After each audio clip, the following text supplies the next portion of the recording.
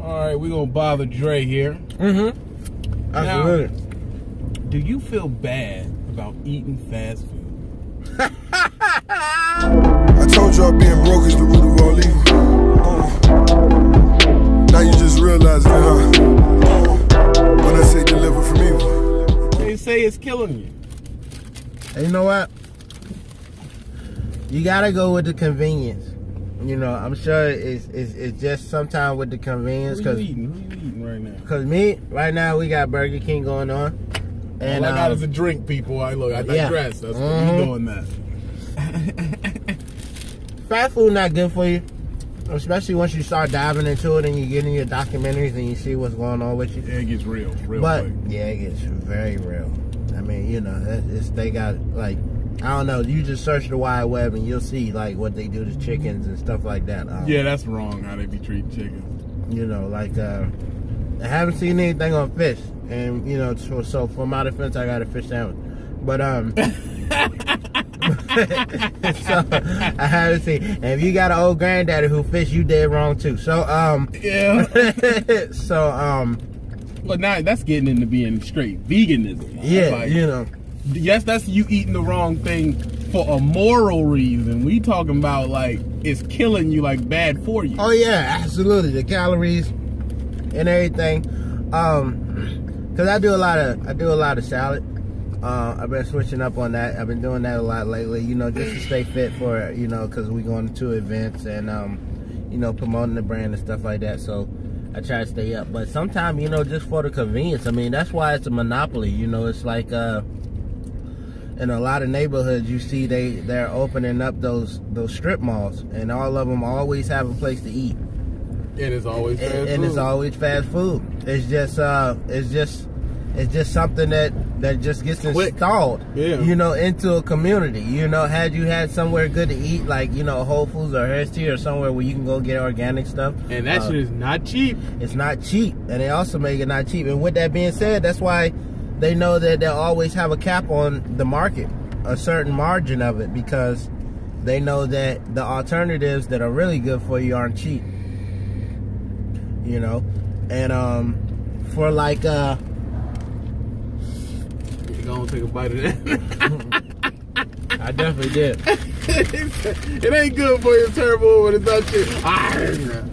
But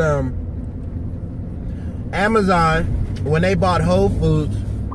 They bought Whole Foods? Mm-hmm. Man, how you woke on stuff I don't know about, dog? Amazon, when they bought Whole Foods. What the frick is going on? The first thing that Jeff Bezos said was that they was going to cut prices because the margin was so fucking high. Like, Whole Foods was making way too much fucking money. Like, just for, and they look at how much it was for the distributor and the production, and then how much once it gets on the shelves. And it would be like a salad for Whole Foods to make might be like $3, but they'll sell it in the store for 12 or 15. And he was like, we're going to cut down the prices. He said it. You never hear a CEO say that a company's making too much money. It's very rare. That's why I was kind of shocked and surprised. Like, what? You're going to... Well, you're not only are you cutting prices, you're telling people this is why we're cutting prices, because we're making too much money. See, my thing is with it, too, that the Amazon dude, he trying to make it Toyota instead of Rolls-Royce. I had a business dude tell me, he said, who do you think makes more money? Rolls-Royce or Toyota? And person would say, well, oh, Rolls-Royce charge more, but true. Toyota sell more units.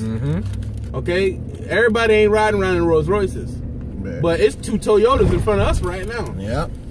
So, do you want to sell 500 for 500,000? Or do you want to sell 10 million a year, 10 million units for 20,000? You see what I'm saying? So, I think he's trying to bring it to where it could be distributed better. A little bit more instead of just because Harrison Teeters and Whole Foods, they ain't everywhere. They're in certain neighborhoods. They definitely are. You can't put that somewhere where nobody can. People ain't buying $14, $15 salads. Like, God, people feeding their family for 3 days on $15. That's what I'm saying. Dollar menu. It's all strategic, and it depends on what your consumer wants. Your consumer might want a rib, but one of your consumers might just want to pay $2.50 for a McRib. True. And your other consumer will happily pay $60 for that Ruth Chris rib. Woo. And it's the same beef coming from the same farm. Just one's processed different. So, you know, it's like, you know, a person told me you can always go back. And I think that's a lot of things that big companies do. They start selling high, and you can always go back to your original price. So if you have a service, oversell. If you know you want to do $20, tell them $40. That way, if they buy it for $40, that's fine. If they don't, then you can jump back to your original price, which was $20, and you'll still be above the margin. Yeah. You know, you'll be in the black. Anything over that is just great. So it's always time to go back, and I mean that's a good scheme. You know, for any line of work or any business. You know, you see that a lot in, speaking of Toyota, you see that a lot in car dealerships. Oh yeah. They're going to shoot you at 32. But you can walk out of there at 26. But you wouldn't know that because it's up to the consumer to be knowledgeable.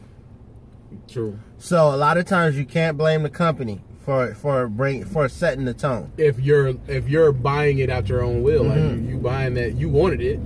That's the same thing they say with, because you know the lady tried to sue fast food for they tried to sue fast food, saying it was making people fat in New York. And I don't know if they won or not, but really, how can there's other places you can eat. You're choosing to eat there, and you're choosing to get it large, and you're choosing for that to be the only thing in your diet. Now, I'm not gonna say how I feel about that either way, but that is a decent thing, because if you go back to your granddad, they lived to be 100 years old, but they also didn't eat out.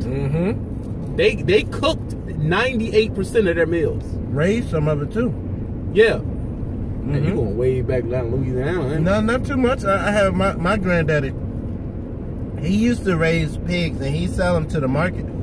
So it's not too far back. I mean, the home growers and the green thumbs, they are doing phenomenal. But seeing that they aren't in a big margin, that's why sometimes them prices do go up. And I understand that for the local consumers. I mean, the local distributors, because they have to do it the hard way through the UPS and through the stuff like that. Yeah. And so the dollar, it goes to the consumer.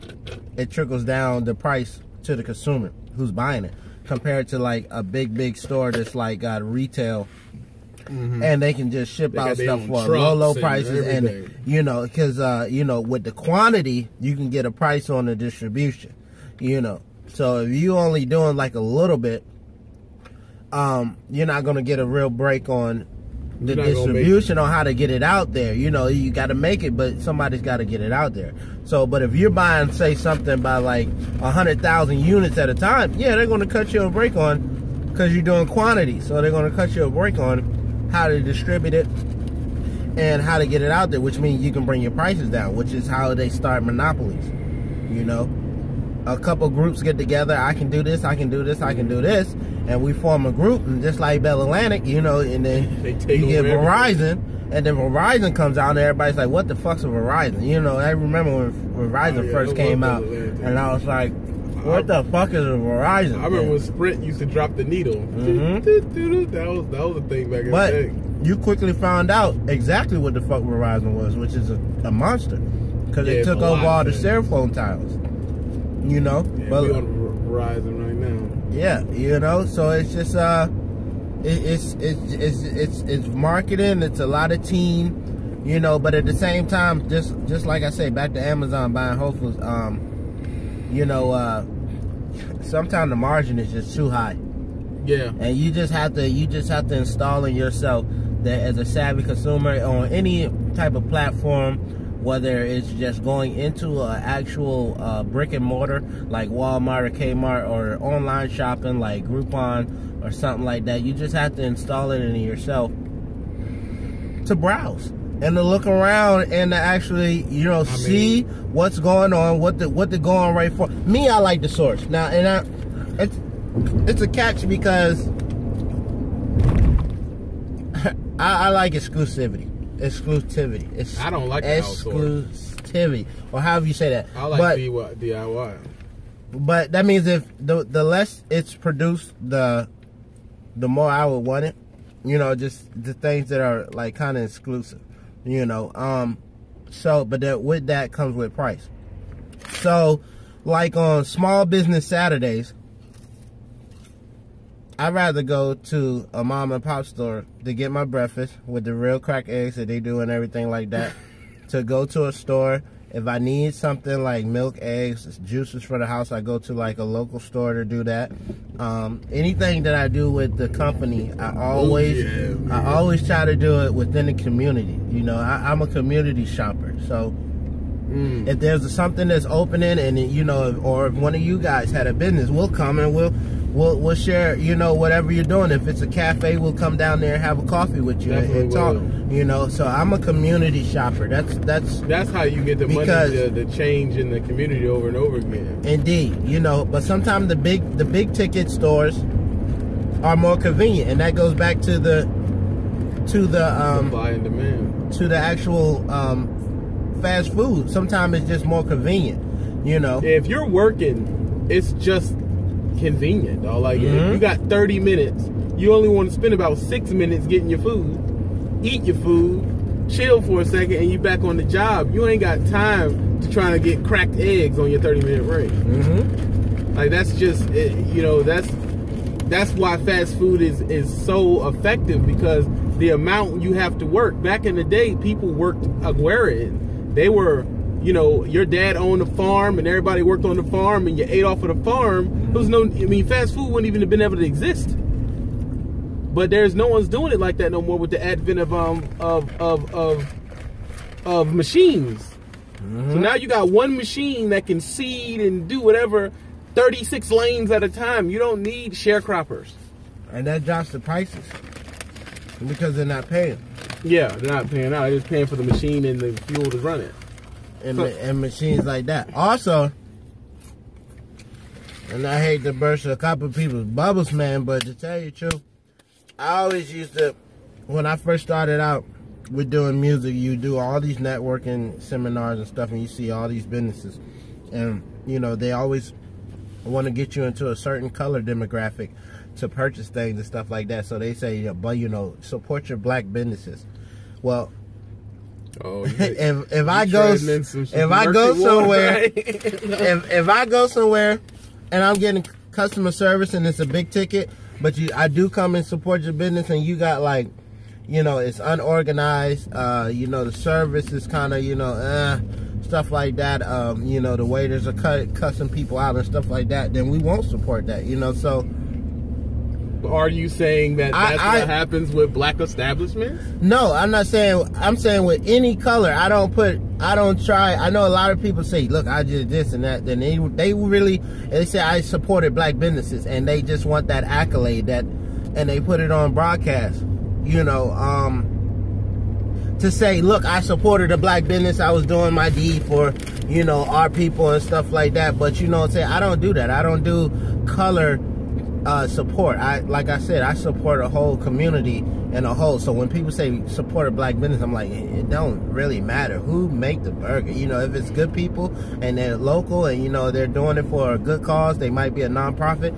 Even if they was white, black, or Asian or whatever, I'm going to support them. You know, I try not to dive into the whole, oh, we only have to support just black businesses, you know, because there's not enough of them. If you were to say, I'm only going to buy black, that's pretty hard, because there's not enough things around for you to do that. You're hindering yourself as well, because again, as a savvy shopper, you know, even if you're supporting a black business, I mean, but if something, the same product costs, you know, like $10, $20, which is a margin for a lot of people on a difference of if I'm going to buy something or not.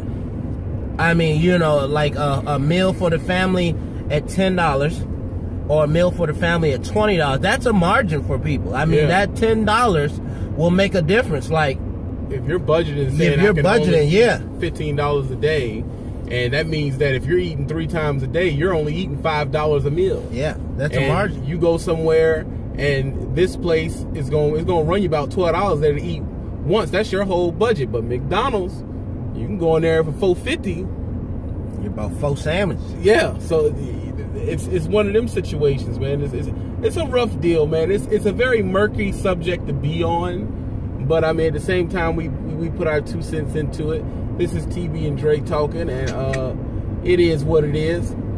And we're going to talk about more stuff. If you have anything you want us to comment on, please put it in the comment box at the bottom. Also, like and hit the bell. Always good, more stuff coming too, and we still got to build the studio in the house. Wow. Pretty much. Pretty much. Gang, we trying to do what we got to do, man. I bid you adieu. You can cut that. Love y'all.